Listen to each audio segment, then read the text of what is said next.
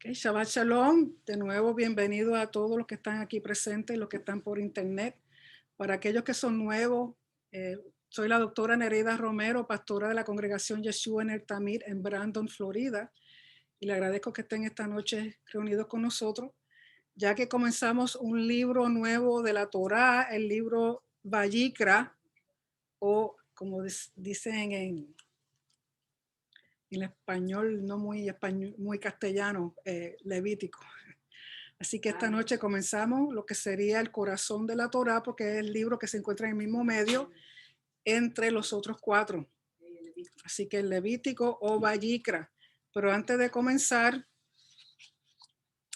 voy a hacer la bendición para la lectura de la Torá, que dice así: Baruch atah Adonai Eloheinu melech haolam asher bacharbanu ha'amin v'natan lanu et torato. Baruch atah Adonai noten haTorah. Amén. Bendito eres tú, oh Señor, Dios nuestro, Rey del universo, que nos has escogido de entre todos los pueblos y nos dio su Torá. Bendito eres tú, oh Señor, dador de la Torá. Amén.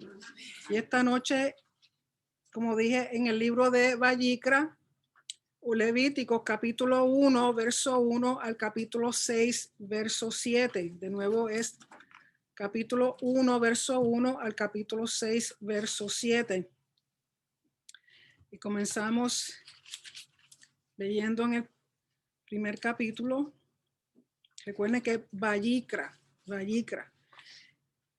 Y dice, y llamó Hashem a Moisés y habló con él desde el Mishkan, diciendo, habla a los hijos de Israel y diles, cuando alguno de entre vosotros ofrece ofrenda a Hashem de ganado vacuno u ovejuno, haréis vuestra ofrenda.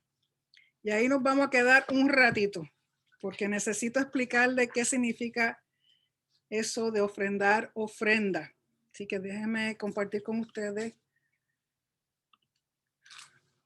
el PowerPoint.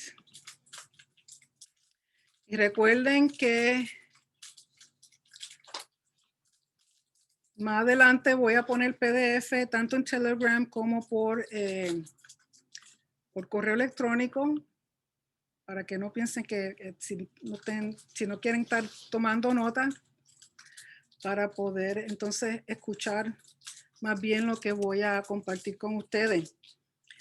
Y de nuevo, Vayikra, el Levítico 1, verso 1, el capítulo 6, verso 7. También esta noche la Haftara, la porción de la profeta, se encuentra en Isaías, capítulo 43, verso 21 al 44, 23.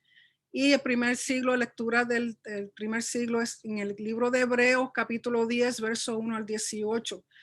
Si no han leído la porción, por favor, traten de siempre leer la porción antes de venir a estudiar la clase en Shabbat. Igualmente los profetas, esta porción de Isaías es preciosa. Yo les aconsejo que la lean si no la han leído. Si tenemos oportunidad más adelante de hablar sobre ella, lo haremos. Vayikra, y llamó. En muchas, por lo menos en algunas versiones, no le incluyen el y. Dice simplemente llamó Hashem a Moisés, pero hay un y. Vayikra, el va de Vayikra significa y. ¿Por qué? Porque nos está dejando saber que el libro de Vayikra es una continuación del libro de Shemot, es una continuación del libro de Éxodo. Desde que comenzamos en el capítulo 25, estamos hablando del Mishkan y vamos a continuar hablando hasta Números. O sea que son muchos capítulos asociados con el mismo tema. Por lo tanto, el I de Vayikra es importante porque está uniendo el libro de Shemot con el libro de Vayikra, cual culmina, si ustedes recuerdan, culmina con la presencia visible de Hashem, lo que se llama Kavod o gloria o Shejina en el Mishkan y la nación adorándole. Recuerden que la vez pasada, en el primero de Aviv, se levantó el tabernáculo por completo y la presencia de Hashem llenó el tabernáculo. Recuerden que no es hasta que esa presencia llena el tabernáculo, el Mishkan, que realmente no tiene función el Mishkan. O sea, el Mishkan viene a funcionar y tener propósito cuando Hashem llena el Mishkan de su presencia. Kedusha, ¿qué es Kedusha? Kedusha es lo que traducimos como santidad o santo. Y aquí estamos viendo que la santidad está extendida al espacio, que es el Mishkan, en el tiempo en que se levanta el Mishkan, que es en el mes de Aviv. La nación es santa porque recuerden que como nación es que somos santos, no es como individuos, sino cuando estamos todos unidos. Por eso el Shabbat es tan importante, porque esa santidad de ese tiempo y ese espacio lo tenemos nosotros cuando estamos reunidos en Shabbat. Y la presencia de Hashem, o sea que tenemos esos 4 elementos dentro del concepto de Kedusha o de santidad.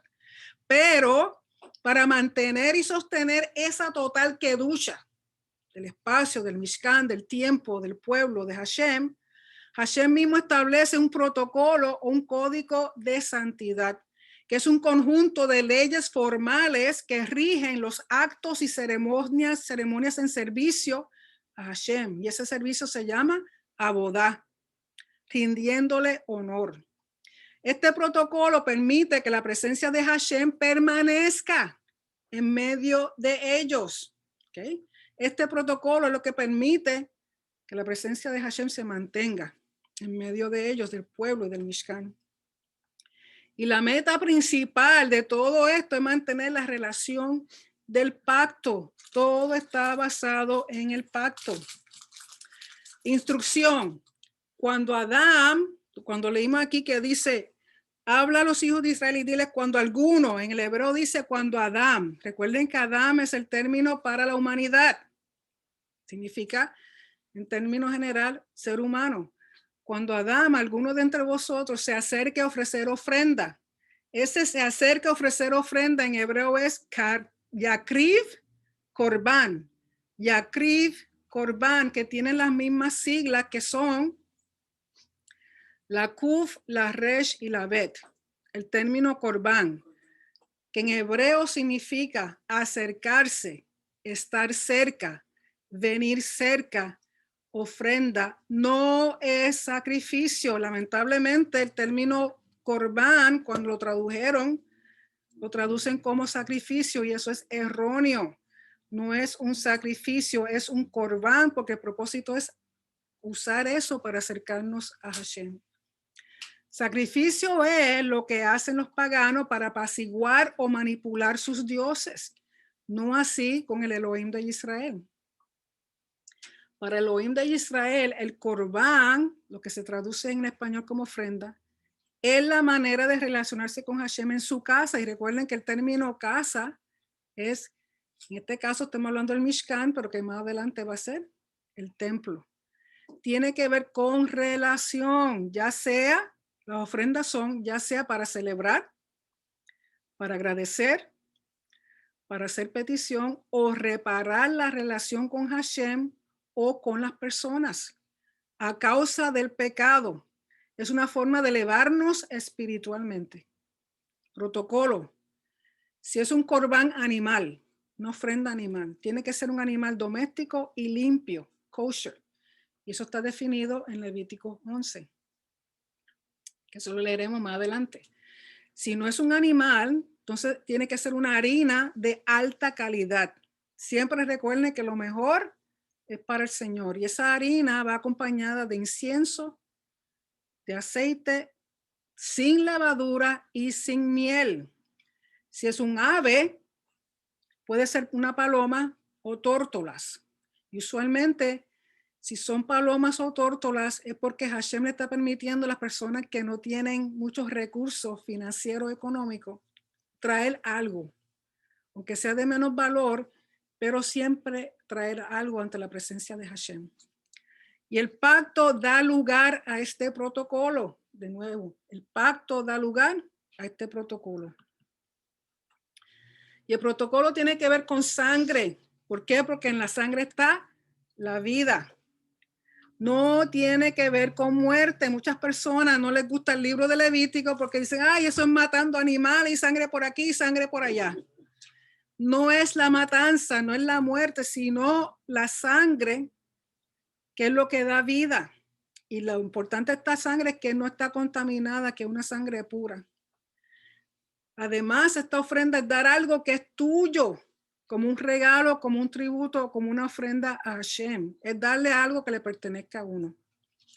Y la palabra kaper, que lamentablemente no hay una traducción que se acerque realmente a lo que significa kaper. Y el problema es que el lenguaje hebreo es un lenguaje bien concreto y bien directo, mientras que los demás lenguajes son abstractos. Por ejemplo, el griego es bien abstracto. Pero el hebreo es bien concreto, o sea que las palabras mismas describen exactamente lo que esa palabra está diciendo, de lo que está hablando esa palabra. Kaper, de donde sacamos Yom Kippur, significa escudo, cobertura, borrar, limpiar contaminantes. Es la parte más importante de la sangre de ese animalito que se ofrenda. Es que esa sangre sirve para borrar, limpiar los contaminantes, para poder acercarse y no morir por causa del pecado ante la presencia de un Elohim santo puro. No todos los korbanot, que es el plural de corbán, son para expiación. Y la sangre en el altar es lo que te une a Elohim. ¿Cuál es el propósito? El propósito es que la sangre de ese animalito representa vida. Y esa sangre cuando se pone el altar te está uniendo a ti con Hashem, porque está esa relación entre tú y el Padre. Y esa relación puede ser porque tú vienes a darle gracia o porque tú simplemente quieres ofrendarle algo, o si has hecho alguna transgresión, algún pecado, tú quieres reparar esa relación de nuevo, pues entonces tú traes una ofrenda en la cual se usa sangre, pero no todas las ofrendas son iguales, porque dependiendo para lo que sea, son las diferentes ofrendas. Hay 5 tipos básicas diferentes de ofrendas, cada una con su propio protocolo, que te vas a dejar saber qué vas a ofrendar, dónde lo vas a ofrendar, cómo lo vas a ofrendar, cuándo, quién, por qué y si es voluntaria u obligatoria. Por eso cada ofrenda es bien importante entenderlas y conocerlas. La palabra sebaj en el hebreo significa que es una ofrenda que requiere cortar el cuello al animalito, que es shejitá. Y recuerden que el animal, aún al animal el Señor tiene consideración. Cuando se va a matar ese animalito, se hace en una forma rápida, limpia, para que ese animal no sufra y no sienta dolor. Por eso es la carne kosher, significa que ese animal se mató con dignidad. A un animal hay que tratarlo con dignidad. Y en el templo, o en el Mishkan, cuando degollaban un animalito, era en el cuello de una forma particular que no le causara dolor ni sufrimiento. Era una cosa bien rápida. ¿Okay? Y menojot son las ofrendas que no son animal, que son grano, cereal, harina, pero recuerden que es de lo mejor que se le ofrece al Señor. Y algunas personas, de nuevo, si eran muy pobres, que ni siquiera podían traer una tórtola, una palomita, podrían traer una ofrenda de harina. O sea, la cosa es que Dios quiere que tú vayas y te acerques a Él. El propósito es acercarte a Él. Hay diferentes grados de pecado que contaminan el espacio sagrado. El espacio sagrado, recuerden de nuevo que es aquí el Mishkan, que es donde la presencia de Dios está morando. En el futuro va a ser el templo. ¿Okay? Cuando ellos lleguen a la tierra, entonces establecen el edificio permanente. Y el pecado, hay diferentes pecados, y el problema del pecado es que causa contaminación. Aunque nosotros no lo vemos en el sentido espiritual, una persona que ha pecado, para poderse acercar al Mishkan, al espacio sagrado donde Hashem está morando, tiene que venir con una ofrenda. Y esa ofrenda va a limpiar esa contaminación que causa el pecado. El problema es que dependiendo de quién peque, por ejemplo, si el sumo sacerdote peca, por ser el único individuo que tiene acceso al lugar santísimo, su pecado contamina el lugar santísimo. Por eso, una vez al año en Yom Kippur, el sumo sacerdote puede entrar al lugar santísimo con sangre. ¿Por qué? Porque esa sangre va a limpiar. Ustedes, las que les gustan usar mucho cloro y mucho detergente y muchas cosas para limpiar en su casa, es lo mismo con la ofrenda. La ofrenda sirve como un detergente para limpiar las contaminaciones que causan el pecado. Y dependiendo del grado de pecado, es la cantidad de contaminación que surge. Y de acuerdo a la cantidad de contaminación que surge, van a ser las ofrendas. Hay ofrendas que solamente la sangre se va a poner en el altar que está afuera, el altar de bronce, mientras que hay otra que la sangre se pone en el altar de incienso. Y en Yom Kippur, una vez al año, se pone sangre en el altar, perdón, en el arca, porque ¿qué está haciendo? Limpiando de adentro hacia afuera todos los sectores, todas las áreas del templo o del Mishkan. ¿Okay? ¿Y cuáles son esos pecados? De acuerdo al grado, porque no todos los pecados son iguales. Es imposible que una persona que mienta tenga que pagar con su vida, porque el grado de la contaminación de una mentira no es lo mismo que si alguien viene y mata a otro. Por lo tanto, de acuerdo al pecado, es que va a ser la ofrenda o va a ser el castigo. Tenemos lo que se llama avón, que usualmente lo traducen como iniquidad en el español. ¿Qué es un avón? De esto hemos hablado otras veces. Intencionalmente desobedecer algo que la Torá manda hacer. ¿Okay? Es desobedecer algo que es obligatorio. Por ejemplo, guardarás el Shabbat está formulado en una forma que se le llama un mandamiento positivo. Es hacer algo. Entonces, si uno intencionalmente dice, no me da la gana celebrar el Shabbat, está cometiendo iniquidad, está cometiendo un avón. Pecha es lo que a veces traducen como rebelión o transgresión. ¿Y qué es una rebelión, una transgresión? Intencionalmente desafiar a hacer algo prohibido por la Torá. Por ejemplo, eso es un mitzvah negativo. Si algo te está prohibido y tú dices, no, ¿cómo que? Me da la gana hacerlo, aunque Dios diga que no lo haga, eso es un pecha. Ejemplo, no matarás. Y tú dices, pues, el vecino no me cae bien, mañana voy y le llevo una sopita, un veneno y lo mato. Ahí intencionalmente está desafiando algo que Hashem prohibió. La situación con el pecha o lo prohibido, hacer algo que está prohibido, por ejemplo, no matarás, es que la mayoría de ese tipo de mandamientos, el castigo es muerte, o lo que llamarían la pena de muerte. Ejemplo de pecha, un mandamiento que intencionalmente uno desafía y lo hace aunque está prohibido. Adulterio. El castigo es muerte, para eso no hay ofrenda. Personas que cometen adulterio tenían que ser llevados a los jueces de Israel, determinarse con seguridad si era adulterio de ambas personas y el castigo era muerte. No, ahí no había ofrenda, ahí no había perdón, ahí era muerte. Bestialidad, muerte. Blasfemia, muerte. Sexo prematrimonial, sobre todo mujeres comprometidas a casarse, muerte. Falso testimonio en casos capitales, muerte. Falsa profecía, muerte. Relaciones homosexuales, muerte. Idolatría, muerte. Relaciones de incesto, muerte. Insubordinación a la autoridad suprema. En este caso, por ejemplo, a los sacerdotes, el sumo sacerdote, muerte. Secuestro, secuestrar individuos, muerte. Libertinaje de una hija de un sacerdote, muerte. Asesinato, muerte. Violación a una mujer prometida, muerte.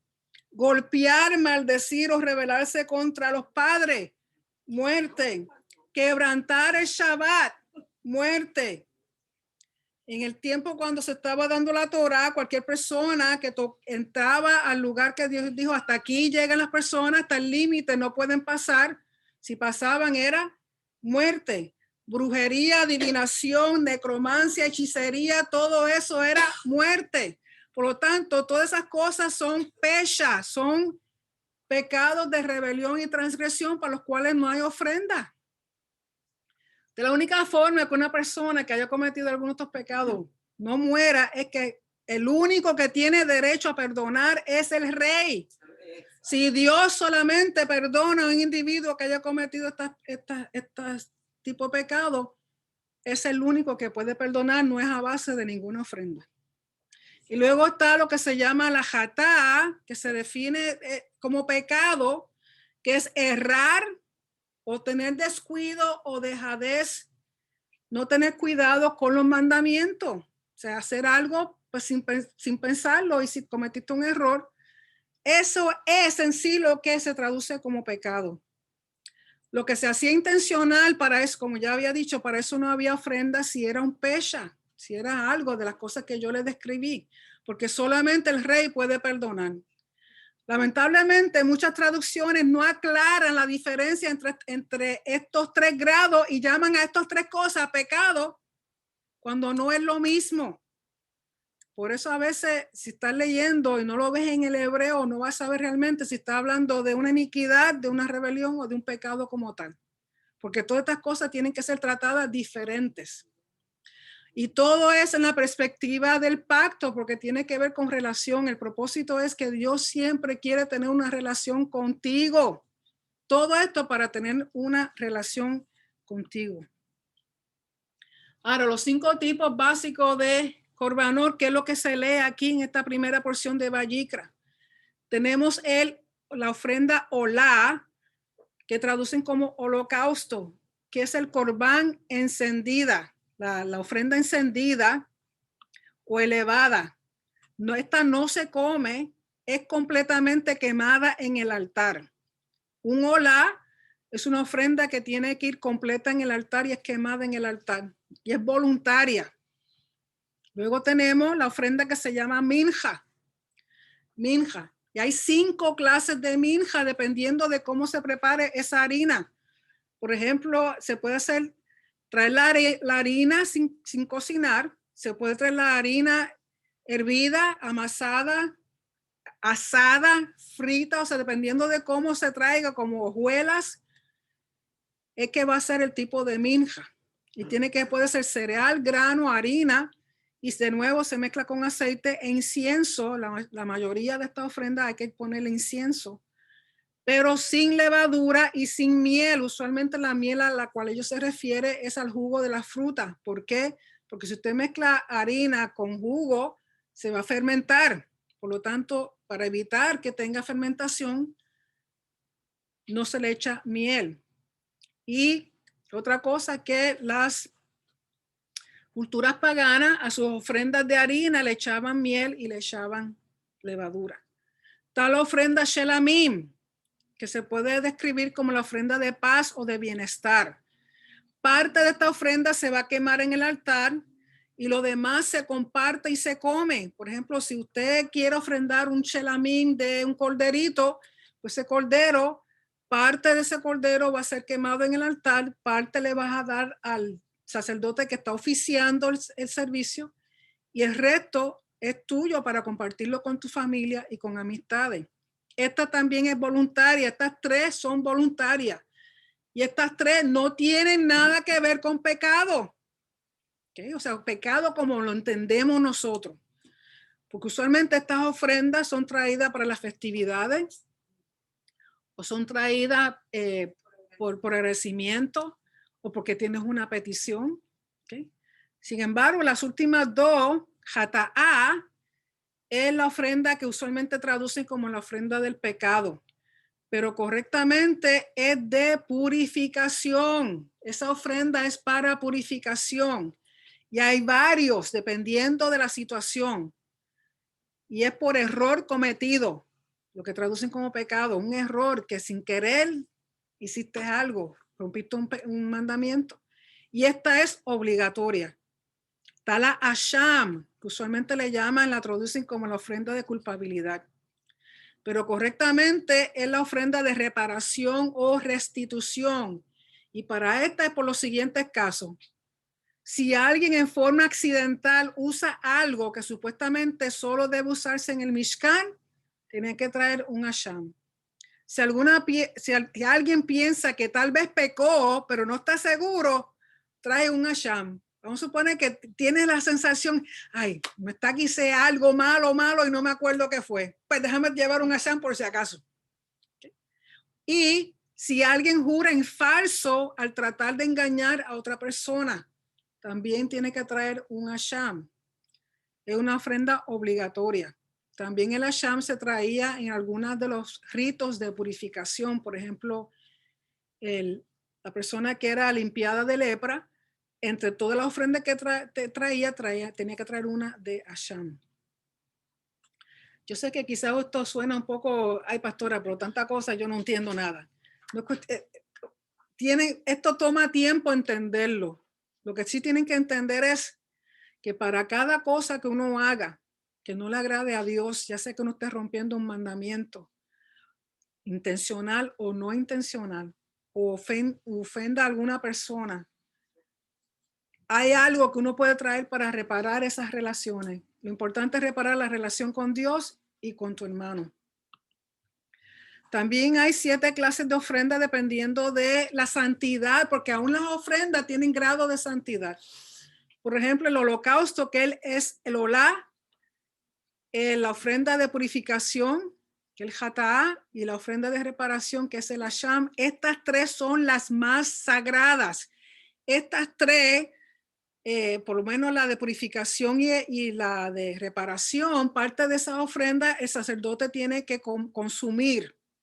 Significa que por ser de las más santas, esa ofrenda tiene que ser comida en un lugar específico en el templo y de ahí no pueden salir dentro de los confines de donde están los sacerdotes. ¿Okay?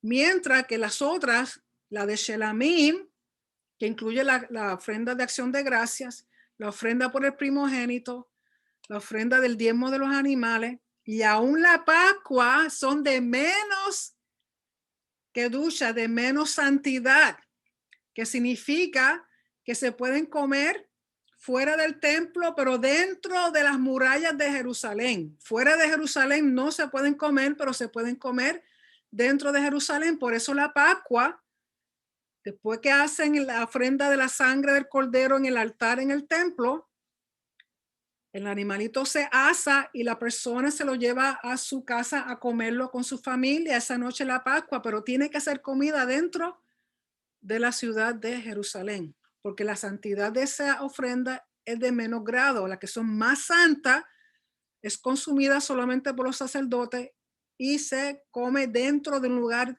específico en el templo. Y esta ofrenda tiene 4 elementos de servicio, el servicio como tal. La primera parte es degollar, y esta parte de degollar el animalito puede ser por la persona quien trae la ofrenda, no necesariamente tiene que ser por el sacerdote o por un levita. Cualquier persona puede, aún una mujer puede degollar su propia ofrenda si desea. Una vez está degollada, primero que nada, la persona que trae un animalito o cualquier ofrenda, sobre todo un animal, tiene que poner su mano. Y el poner su mano sobre el animal no es que está transfiriendo sus pecados a ese animal, no. Es que está mostrando que es su propiedad. Tú dices, ok, este corderito es mío, pones tu mano, pero tú dices, se lo entrego a Hashem. ¿Okay? Al tú tocar la cabeza del animal, estás dejando saber que es tu propiedad, pero tú se la estás entregando a Hashem. Después de eso, entonces se degolla el animalito. Y una vez sale la sangre, quien tiene que recoger la sangre es el sacerdote. De ese punto en adelante, todo el trabajo, el resto del trabajo es por el sacerdote. Solo por el sacerdote lo demás. Recoger la sangre en un envase santo. Transportar la sangre al altar. Rociar la sangre sobre el altar le corresponde al sacerdote. Si de una ofrenda de pájaro Hay una cosa que se llama pellizcar la cabeza, es una forma, el sacerdote estaba adiestrado de que con su uña de su dedo pinchaba la cabecita del pajarito y básicamente le quitaba la cabeza de un solo pinchazo. Y esa cabecita era conjuntamente con el resto del cuerpo quemada en el altar. Lo que tenía que era sacarle el buche y la sangre, como son animalitos, aves pequeñas, exprimirla en contra del altar para que saliera toda la sangre. Lo importante de esto es necesario tener la intención correcta. Cuando el sacerdote está ofrendando en el altar, no puede estar pensando, ay, se me olvidó apagar el bill de la luz. Si está pensando en otra cosa que no sea lo que está haciendo, anula por completo, invalida esa ofrenda. Pero ¿quién sabe lo que está pensando el sacerdote? Hashem. Hashem. Por lo tanto, el temor que ese individuo tiene que tener ante la presencia de Dios cuando está ofrendando algo que trae otra persona, porque está sirviendo de intermediario entre esa persona y Hashem, su mente que tiene que estar específicamente en lo que está haciendo. Porque si no, invalida por completo esa ofrenda. Y recuerde que aun cuando el sumo sacerdote entra en Yom Kippur, en el lugar santísimo, que tiene que rociar la sangre sobre el arca 7 veces, si falla de menos de 7 veces, está contando y se le fue el cuento porque de nuevo pensó en que no pagó la luz de la casa, invalida por completo el servicio. Imagínense invalidar un Yom Kippur, que ahí está, corresponde a la nación completa. ¿Okay? Por lo tanto, es la intención con la cual se hacen las cosas. Y no es casi nada de estrés. Entonces, además de eso, recuerden que las ofrendas se traían solamente de día, de noche no se traían ofrendas. ¿Por qué? Porque de noche eran que las naciones paganas hacían sus ofrendas a sus dioses. De noche. Y el sacerdote siempre tenía que hacer la ofrenda con su mano derecha, aunque fuera zurdo. Su mano derecha era la única forma que podía hacer la ofrenda. Por ejemplo, parte del animal, después que, dependiendo de la ofrenda, por ejemplo, partían el animal, las patas para un lado, la cabeza para otro, el cuerpo por otro lado.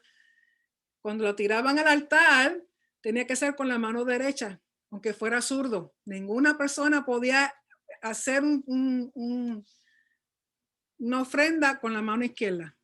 Porque recuerden que la derecha representa justicia, rectitud y autoridad.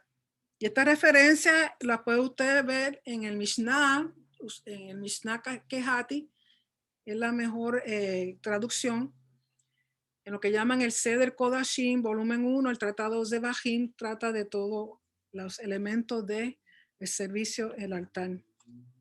Animales aceptados son kosher y son limpios. La oveja, cordero, el carnero, las cabritas y los cabritos. Y yo sé que para nosotros que queremos tanto a nuestros animalitos, pensar en que estos pobres animales, uno dice pobre, pero no son pobres. Si ustedes supieran que así como los animales, cuando Noé estaba haciendo el arca, que los animales propios solos entraron al arca, ¿verdad? Estos animales, aunque usted no lo crea, entienden el propósito que ellos están haciendo cuando son llevados para el altar. Estos animales son tratados de tal manera, una, que no se les causa sufrimiento ni dolor. Y ellos saben que están siendo, su sangre está sirviendo un propósito delante de la presencia de Hashem. Ellos saben. Tenemos también vacuno, vaca o buey, y los becerritos o becerritas. Estos animales pueden ser tanto macho como hembra para ser ofrendados, y dependiendo de la ofrenda, es si va a ser macho o si va a ser hembra.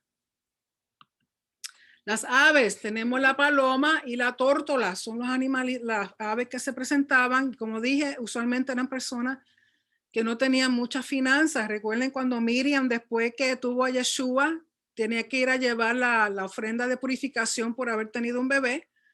Ellos llevaron unas tórtolas. Eso nos deja saber que no eran de muchas finanzas, ¿okay? Que no tenían muchos recursos.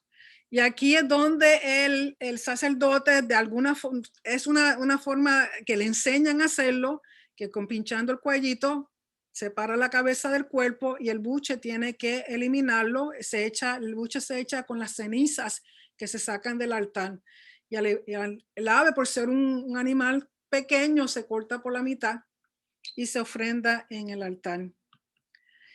Con respecto a los demás animales, lo que se quema en el altar, por ejemplo, que le pertenece a Dios y que nadie puede comer, es una grasa especial, que es la grasa que está sobre los riñones, sobre el hígado, y una grasa que está por encima de los intestinos y de los órganos.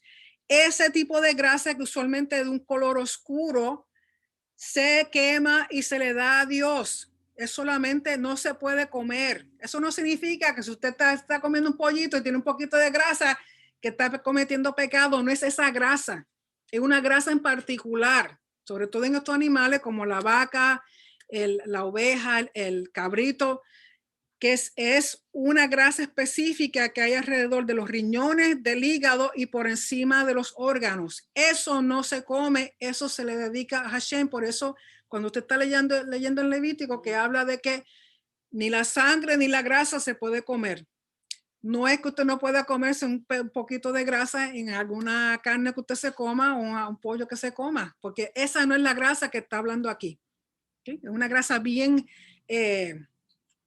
rica en términos de nutrientes y bien en sí una grasa diferente a la que usualmente vemos cuando estamos comiendo diferentes pollo, carne o pavo, cosas así. Y aquí, a diferencia de la vaca, la oveja que se usaba en el tiempo en Israel es un tipo de oveja que el rabo tiene mucha grasa. También esa grasa tiene que ser quemada en el altar, no se puede comer, que está relacionado con los riñones, con el hígado. ¿Por qué los riñones y el hígado también eso se quema, además de la grasa?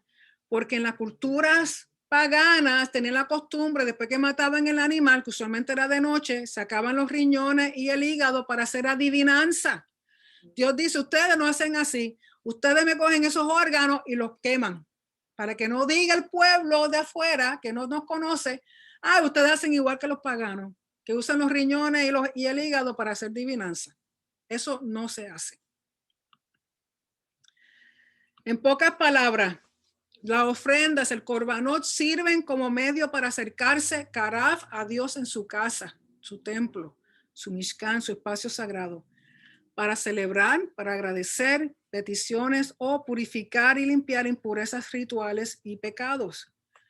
Solamente el rey puede perdonar pecados y el perdón podía obtenerse con arrepentimiento y teshuva. Recuerden que teshuva, aunque lo traducen como arrepentimiento, teshuva en el concepto hebreo es que la persona, si está mirando, si tiene su espalda hacia Dios, en contra de Dios, ¿okay?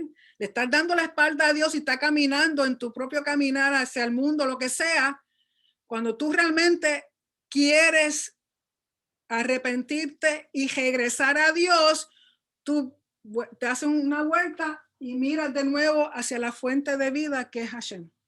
¿Sí? Es dar una vuelta completa, 180 grados, regresar a Dios. Eso es teshuva. Sobre todo, se entiende un ejemplo. Sabemos que el templo estaba en Jerusalén, pero si tú vivías en Corintio, y aquel entonces no es como ahora que uno coge un jet o coge un carro, un barquito. Aquel entonces era a pie o en camello. Imagínense, en camello eran meses llegar a Jerusalén. Y usted comete un pecado y se da cuenta, Dios permitía un arrepentimiento y una confesión y te arrepentía y Dios te perdonaba. Si no te podías llegar al templo. En el momento en que tú puedas llegar al templo, pues entonces tú traes la ofrenda que correspondía a esa cosa. ¿Okay? Pero tú no podías, por ejemplo, si te tardaba meses, si estás trabajando y el viaje donde tú vives a Jerusalén eran 3 meses, ¿quién te va a dar 3 meses de vacaciones? Para ir, eso es un solo way y para regresar. Por lo tanto, Dios permitía, porque recuerden que solamente el rey puede perdonar. Por la vez que tú tengas la oportunidad de ir a Jerusalén, pues entonces tú llevabas la ofrenda correspondiente. Por lo tanto, arrepentimiento y teshuva, sobre todo si no se tenía acceso inmediato al templo para ejecutar el protocolo. Dios dice en Vayikra, cuando alguna persona quiere acercarse a él, no dice primero que tiene que ser solamente para recibir perdón, porque el pacto es lo que te da una relación con Dios, y hasta que tú no tienes esa relación con Dios, tú no puedes pedir perdón, porque tú no le vas a pedir perdón a un extraño que no conoces. Alguien en la calle, está pasando a alguien, ay, perdóname. Yo ni te conozco, ¿por qué te voy a perdonar? Por eso el pacto establece la relación primero para entonces uno arrepentirse y pedir perdón. Y por eso los diferentes corbanos, porque si tú lo que quieres es acercarte a Dios para darle gracias por algo, porque te sanó, porque te dio un trabajo, porque guardó tu familia, pues entonces tú traes una ofrenda de agradecimiento. No todo es por pecado. Y la sangre de los corbanot afirma el pacto, reconcilia y repara la relación si se habían cometido pecado.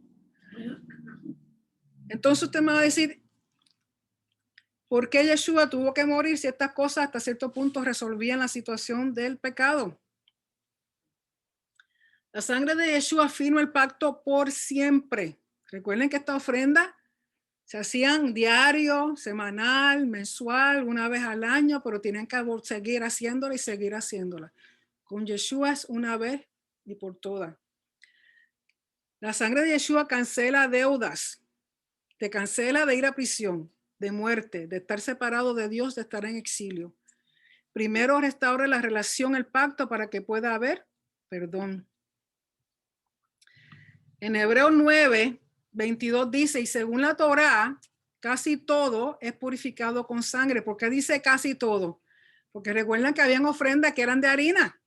La harina no tiene sangre. ¿Okay? Casi todo es purificado con sangre, y sin derramamiento de sangre no hay remisión. Esa palabra remisión, si la lleva del griego al hebreo, la palabra yovel, y eso se encuentra en Levítico 17, verso 11. En Hebreos 10:12 dice, pero Mesías, habiendo ofrecido, acercado un carab, una sola ofrenda, corbán, por los pecados para siempre, se sentó a la diestra de Elohim. Hebreos 10:14. Porque con una sola ofrenda, un corbán, hizo perfectos o completos para siempre a los santificados, que santificado significa los santos, que somos separados exclusivamente para Dios, para su reino. Y la sangre de Yeshua es lo que limpia, purifica y restaura de adentro hacia afuera.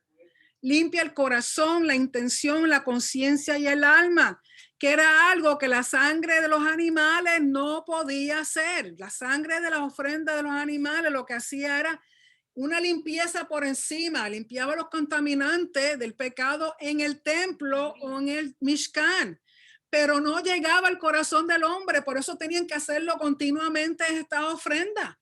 Pero Dios dice, pues la sangre de Yeshua una sola vez, porque te limpia de adentro hacia afuera, tu corazón, tu conciencia, porque ¿de dónde vienen los pecados? Del corazón, salen de aquí y después los maquinan aquí y le dan vueltas. Ok, ¿cómo lo voy a hacer? ¿Cómo hago para que no me lleven preso? ¿Cómo mato al vecino sin que nadie se dé cuenta? Ok, entra aquí, pero se maquina acá. Por lo tanto, eso nadie lo ve. Solamente es Hashem, por lo tanto, por eso la sangre de Yeshua es tan especial y tan particular, pero por una sola vez, no continuamente haciendo esa ofrenda. Hebreos 10:16 dice, este es el pacto que haré con ellos después de aquellos días. ¿Cuáles son después de aquellos días? Después de Yeshua. Dice Hashem, pondré mi Torah en su corazón y en su mente las escribiré. Y eso se encuentra en Jeremías capítulo 31, verso 33 al 34. Hebreos 10:17 dice, y nunca más me acordaré de sus pecados e iniquidades. Eso está en Isaías 43:25, también en Levítico. Es lo único que Hashem tiene Alzheimer, en olvidar por completo nuestros pecados e iniquidades. Y en Hebreos 10:18 dice, pues donde hay remisión, y ahí la palabra en el griego es afesis, o áfesis, donde usted quiera poner el acento. Áfesis, que en hebreo es la palabra yovel. Yovel lo que traducimos como jubileo. ¿Qué sucede en el jubileo? Libertad, dejar ir, cancelar deuda. De igual manera, la sangre de Yeshua hace eso, nos da libertad, nos deja ir libres y cancela nuestras deudas. De esto no hay más ofrenda por pecado. Donde hay remisión de estos, no hay más ofrenda por pecado. Recuerden que con intención de hacerlo prohibido por la Torah, el pago era muerte. Y ya le leí todos los diferentes tipos de pecado que el pago era muerte.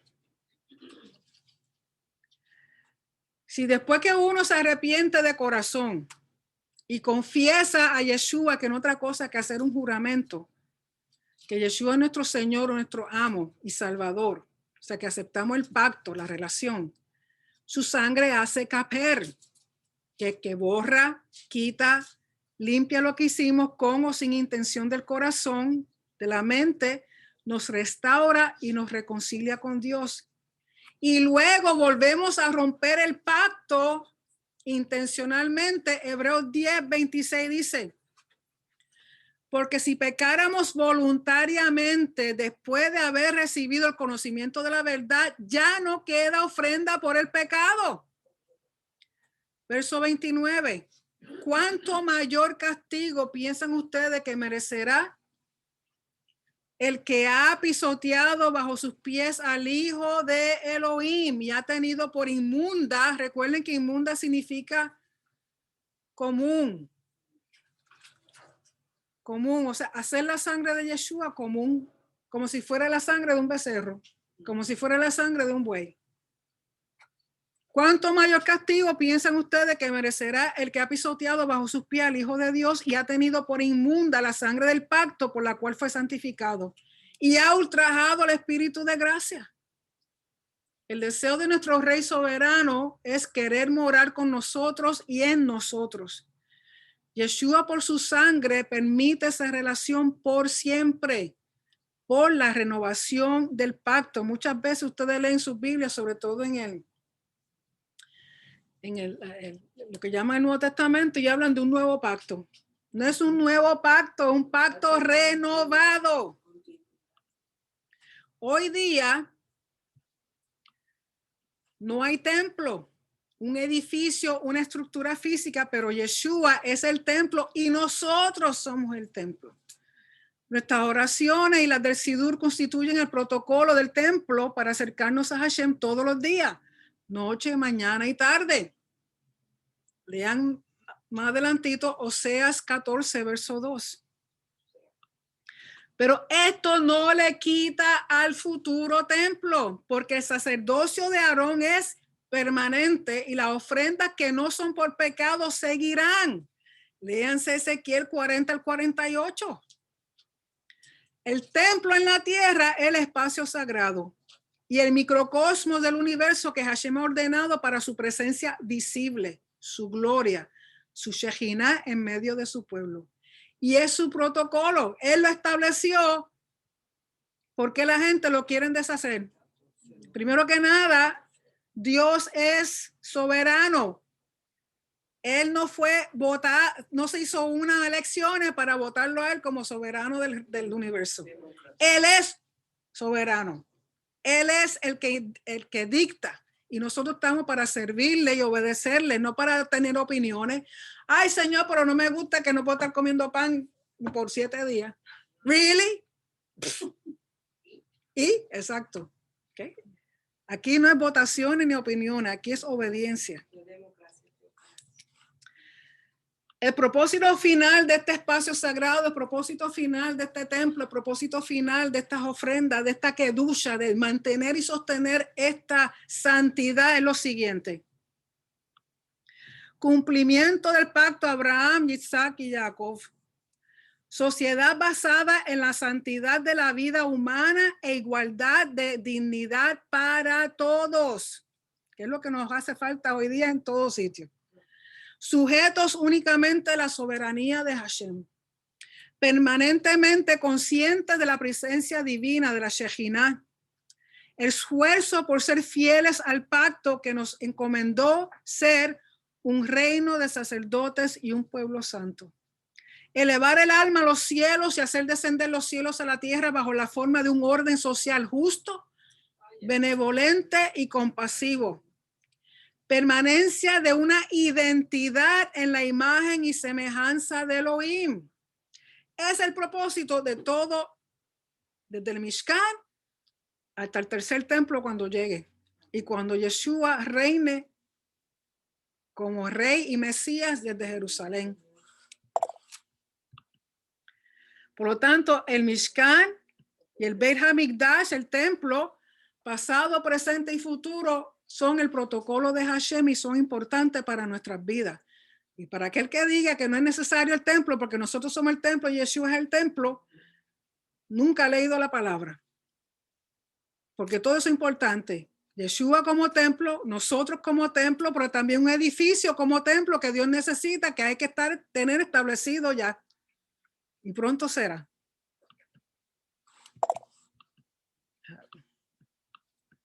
Hello. ¿Qué pasó? ¿Te quedaste? Listo. Y esto es un resumen más o menos del libro completo de Vayikra. Capítulos 1 al 15. Capítulos 1 al 15 habla de rituales y de purificación. Tiene que ver de cómo acercarnos a Dios, cómo acercarnos a Hashem. Capítulos 17 al 27 hablan de justicia y rectitud y kedusha, santidad.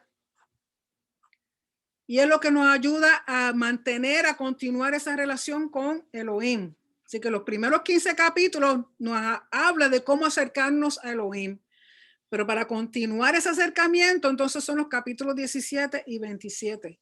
Y da la causalidad que el capítulo 16 es justo el capítulo en el medio de todos estos capítulos, que es el capítulo que habla de Yom Kippur. Porque Yom Kippur es lo que restaura la relación completamente, porque hay una limpieza desde el lugar santísimo hasta el altar de afuera. O sea que de adentro hacia afuera hay limpieza completa de todos los contaminantes que los pecados causan. Y todo esto tiene que ver con un estilo de vida del reino. Y Dios lo que quiere es infundir lo físico con lo espiritual, porque esto da elevación, honor y gloria a toda la humanidad. Y de nuevo aquí, como hago toda la semana, el anuncio donde están los dos enlaces para la aplicación de Telegram, donde ahí pongo los PDF y hay libros. También pueden poner preguntas si ustedes quieren, o si no les gusta la aplicación, pues pueden enviarme un correo electrónico a romeronereida@gmail.com. Igualmente en YouTube se encuentran todos los estudios, tanto en español como en inglés. Así que si usted desea alguna de estos estudios, usted puede enviarme un mensaje y yo le envío lo que tenga disponible. Recuerden, con eso que les dije, yo sé que al principio siempre, año tras año, todo el mundo se queda como tilteado, tic, tic, tic, tic, con todo lo que se lee sobre las ofrendas.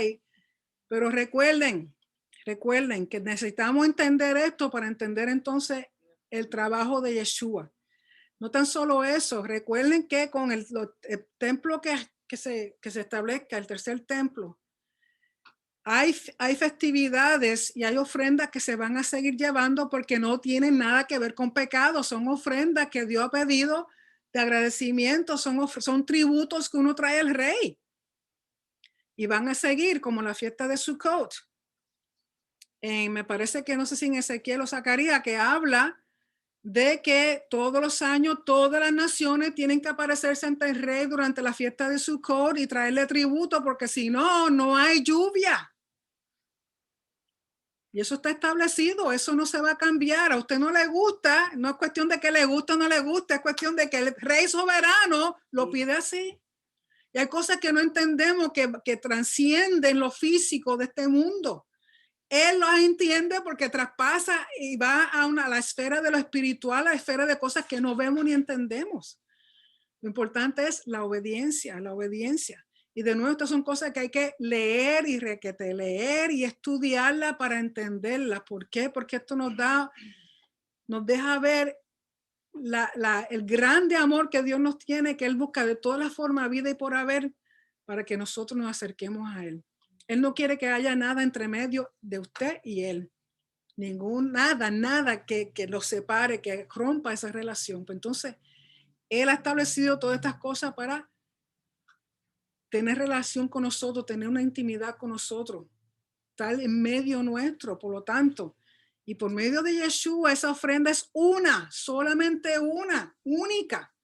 Pero como estaba leyendo en hebreo, que si después de conocer esa bendición, esa libertad, ese amor de Hashem por medio de su hijo, uno viene y hace algo que no debiera hacer intencionalmente, rompe el pacto, hace algo que realmente uno lo hace intencionalmente, con entendimiento, ya no hay ofrenda para eso.